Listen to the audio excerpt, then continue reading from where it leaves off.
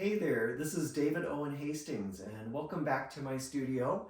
I am going to share a little finishing technique with you today. This goes along perfectly with my Seams Out Quilted Pillow workshop that I teach, where we use a special technique to add surface design and texture by showing our 1/4 inch seam allowances on the front side of a quilted piece.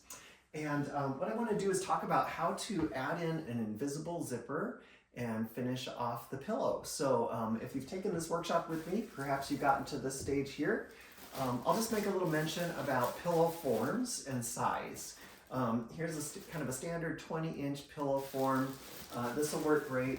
Usually what I try to do is make my finished pillow cover just slightly smaller than the pillow form, and that makes it fill out the pillow form nice and tightly. So if I'm going to do a 20-inch pillow form, I'm going to finish off my pillow cover at about 19 inches so that it's a little bit snugger. And this is going to make the pillow feel a little more full and hold up better over time. So to start out this process, we're going to have our completely finished quilted back and front pieces. These are machine quilted, and what I've done is trimmed it and done a little bit of a zigzag stay stitching around the perimeter, and these are trimmed out at 20 inches square. And then I got my invisible zipper, and an invisible zipper is meant to end up being not seen when it's finished and in the piece. And they have a very special design. When you open it up, you'll see that there's a kind of a flat side and a side with the teeth on it. And what you want to do to prepare the zipper is iron it open just a little bit. So set your iron to just a medium temperature, not too hot, and because these zippers are made out of plastic, and you're going to press it open a little bit flatter so that you can really get in there right next to the teeth when you sew this. All right, let's take a look at how we set this up for sewing. Okay, we're all set to position the zipper for sewing. I've got my 2 quilted front and back pieces face up on my table here. They're 20 inches is what the size that I'm doing. And what I want to do is mark a starting and stopping point about 3 inches from the ends. So I'll just use a white pencil here, mark a little line 3 inches in so I can see it. And then that's going to be where we're going to start and stop our sewing. We can place the zipper. There's 2 sides to it. Let me see if I can get nice and close here so you can see it. There's the flat side, which is considered the front. And here's the back side with the teeth on it. And what we want to do is put fronts to fronts. So I'm going to place this with the tape side down, front side down, on my pillow cover here. And you can see I've got some extra. It's a bit long, but we don't have to worry about that. I'll show you how to deal with that. And then just unzip it a little bit. And this is after I've pressed it so that the teeth are away from the tape a little bit. And I can just place it about 1 inch beyond that mark that I made. And let's just place a pin in to hold this in place with the edges together. And I don't need to pin the whole thing, but I am going to unzip the whole zipper all the way down to the bottom. And I'm going to start my sewing right up here, as close to the teeth as I can, and then I'll stop at 3 inches from the end. And I'll be using this kind of a foot on my machine. This is the type of zipper foot that works well for me. There's other kinds, of course, but I like this really skinny, narrow one because that allows me to get in there right next to the teeth of the zipper, and that is going to make it really disappear once it's attached to the front and back, and I'll show you how we sew that on. Okay, now we're ready to sew the first side of the zipper onto the one side of the pillow cover, and I've put my zipper foot here on my machine. And with my Bernina, that's a number 4 that I'm using, number 4 foot. And what you'll want to do is push the needle all the way to one side. So I'm going to shift the needle position all the way over here to the far left. And before I do a stitch, I'm just going to drop the needle down with the flywheel and make sure that my needle is clearing the presser foot, which it is. Just did that manually so that it's not going to cause a train wreck. Really, you have to be very careful. Make sure the needle position is not going to run into the foot on your machine. You can take a couple of test stitches to make sure everything's working okay. I'll do that on a little scrap of fabric here. Okay, looks good. And then I'm going to position the presser foot and needle just a little bit behind the stopping position. So it's at about that 3-inch mark where I marked where I wanted the zipper to end. And first I'll drop down the presser foot, make sure that's clear. See how close I'm getting to the edge of the presser foot with the teeth of the zipper. And then I can drop my needle. I'm going to just do a couple of back stitches first, and I've got my stitch length just set to the default. 2.5 is what it is on my Bernina. I just did a couple back stitches, and then I can take out my pin, and I'm gonna go ahead and sew this whole thing on. And you can see I've come in just a little bit. It ends up making it about a 1/2 inch from the edge.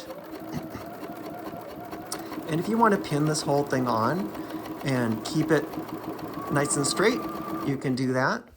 I'm kind of a rogue. I like to do this without too much pinning. So I'll finish this up and then show you the next step. Okay, I'm at the end of the zipper. I'm nearing the 3-inch mark here where I wanted to stop. And so I'm going to come down to that 3-inch mark and pause with the needle down, and then just back tack a little bit. A few stitches back and forth. Back it up. And then I can go ahead and cut my thread. Okay, I've got the zipper sewn onto one side, face down, and you can see I've got extra here. That's okay. Now what I want to do is close up the zipper again, bring it all the way back to the top, and trim that little thread off. Hang on. Get my scissors. Okay, and then we're going to do the same thing. We want to put it at the same position on the back side of this pillow cover. So I'll mark a little 3-inch line here that I'm aiming for. Should have gotten a better pen to mark with. This one's kind of bad. Okay, now what we want to think about doing is placing it face down onto this neighbor quilt sandwich. So I'm opening up that zipper, flattening it out, and I'm going to flip it over face to face. And it's basically going to go like so. Face down, I want to roll the zipper back in position, then you can unzip just so you know where it's going. I just like to keep track of the zipper so I don't introduce a little curve in it. You can accidentally flip the tape around of one side, and so it's going the wrong direction. So I'm just double checking, making sure this lines up correctly. That looks good. And I can place a pin there to hold it while I get ready to sew. Okay, we're ready to sew the zipper onto the other side. And before I do that, I need to move my needle position so that it's from the left to the right side of this zipper foot, this little skinny foot. So this is the beauty of this particular foot. You can sew on either side of it. You just have to remember to shift the needle position over. Okay, we're ready to sew the second half of the zipper on. And what I've done is moved my needle position over to the far right. So before, the first side we sewed it with the needle on the left-hand position, and now I've moved the needle over here to the right. I'm going to just double check and make sure that I have clearance here. So I'm dropping my presser foot. I'm going to roll the needle down by hand, make sure it's going to clear that zipper foot, which it is. And so I can now take that up and remove the scrap and get ready to sew. So I've rolled up this next half of the cover so that it can stay out of the way. I've used a little magic clip here to keep things from unrolling while I'm sewing. And I'll slip this into place.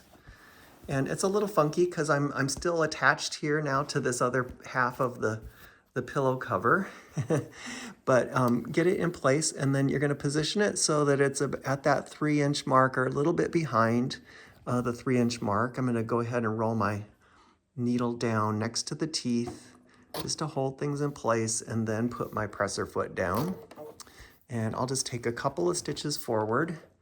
First, stitch, stitch, and then back it up a little bit to do a tacking stitch, and then I can go forward and go ahead and stitch this whole thing and take the pin out as I go.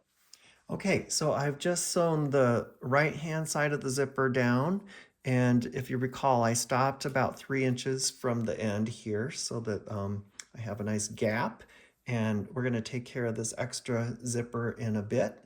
But first, what I want to do is go ahead and zip this back together. So I'll put it, let's take out these clips and unroll it.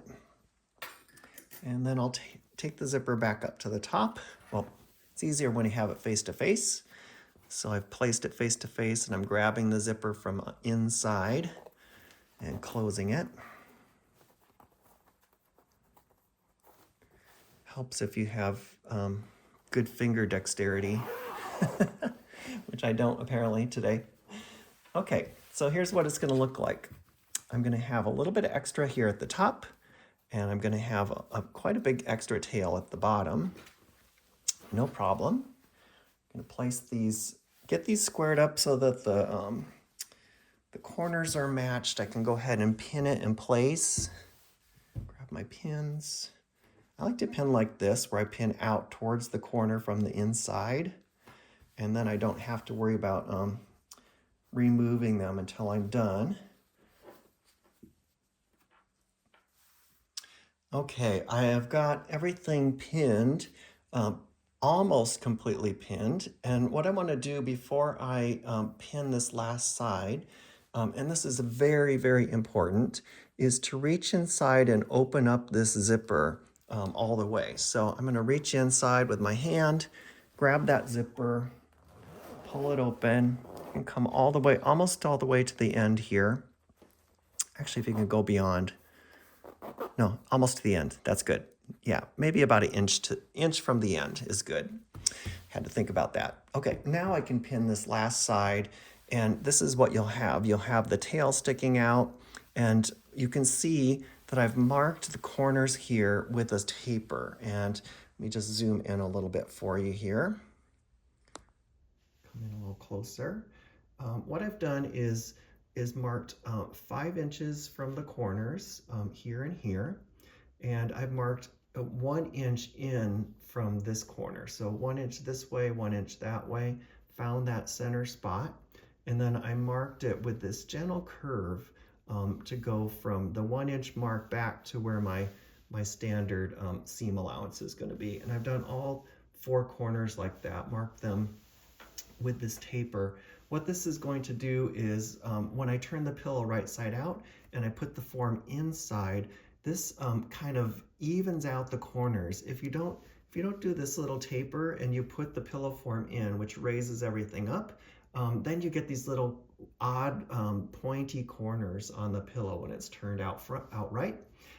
Doing this little bit of tapering helps accommodate that the extra volume of the pillow form, and it makes the pillow actually look square when it's finished. So let's go sew this. Okay, we're ready to sew the front to the back, but I just wanted to mention that I really like this pen. It's a Clover fine white marking pen for marking on dark fabrics. You can see it shows up really well. This does come out with the heat of your iron, but these marks will be on the inside of the pillow. No one will ever see them, so no worries about trying to remove them. And you can see I've put my my walking foot back on for this last stage. It's helpful to have that to go through all these layers.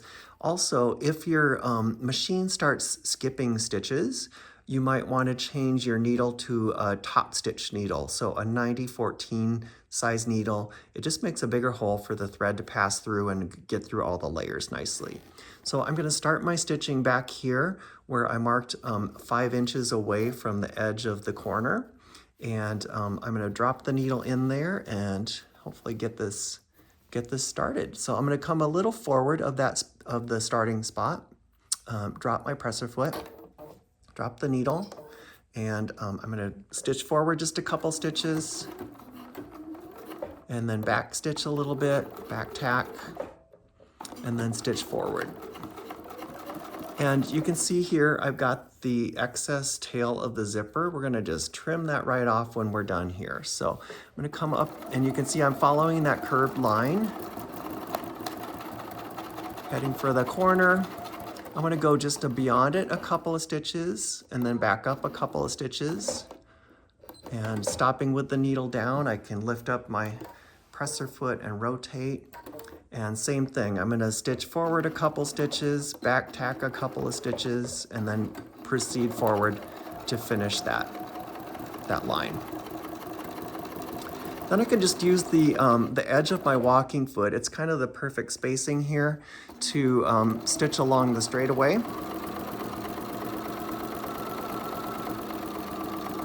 You can see how having zigzagged the edges keeps everything nice and tidy at this point. And then I come up to that next spot where I start to follow this curve and go along that line. Coming up to the 1 inch mark, this is 1 inch in from both edges. Go beyond it just a couple stitches, back stitch a couple stitches, and then forward, and then I can rotate and continue on around the perimeter. Okay, we're on this last little segment of the stitching before we get to where the zipper opening is. And what I want to do is pull those little tabs of the zipper out of the way. You know, you can leave these a little bit longer than I did. That's fine. That lets you hold on to them. And I want to come up and stitch right to that spot. You know, if you want to stick a pin in here to trap the ends so they don't get stitched on, you can do that just like so. And I'll just go ahead and stitch this up to that spot. Maybe just a little bit beyond it. And actually, let's go all the way up to our 5 inch mark. Let's just go up there. And make sure you don't stitch over your zipper. I hope I haven't done. Okay, and then you can back tack a little bit. And then go ahead and cut your thread. Okay, I've got all the stitching around the perimeter of the pillowcase, leaving alone the zipper portion that's open. If you forgot to open your zipper, now's the time to get your seam ripper out and open up one of the edges, reach your hand in, unzip it, and then you can finish and close it up again. Really important to unzip the zipper before you do the perimeter stitching. Okay, now what I can do is trim off some of this excess. I can just grab that zipper tail and cut through it about 1 inch from the end. That's just going to be hidden away. There's no way it's going to come apart. And then I want to trim back these corners a little bit. So I'm going to take some of this excess bulk out. I'm staying away from where I back tacked at the corners, but you can see I'm kind of trimming away some of the excess fabric so that this will turn and have a nice smooth corner. And now with the corners trimmed, I can reach in and grab one of the opposite corners and turn it right side out. So just helping myself grab that, pulling it through.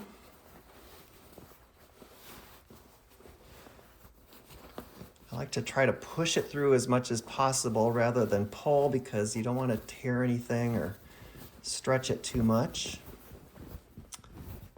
And then you can just get in there and refine how these corners pop out. Okay, here's our final product, beautifully finished, and I kind of massaged out the corners a little bit, worked on the edges. You know, sometimes you might want to do a little steam press before you put the pillow form in to make the edges come out nice and flat. I actually skipped it this time. It looks pretty good. Here's what the zipper itself is going to look like. You'll want to pick a zipper color that is slightly darker than whatever your fabrics are that you're using. That will help it recede and not show up, even though it's pretty thin and invisible now. One thing I'll just point out, I probably should have started and stopped my stitching about this far from the corners. So 3 inches from the corners when I got up to the zipper portion is better. You can see I started about 5 inches in, and it's a little too close. It made the zipper opening a bit too small, but I managed to make it work. It's fine. But maybe, give it about 3 inches from the corners before as you start and stop where the zipper itself appears. But looks pretty nice. Enjoy making a quilted pillow, putting an invisible zipper in, and hope to sew with you again soon.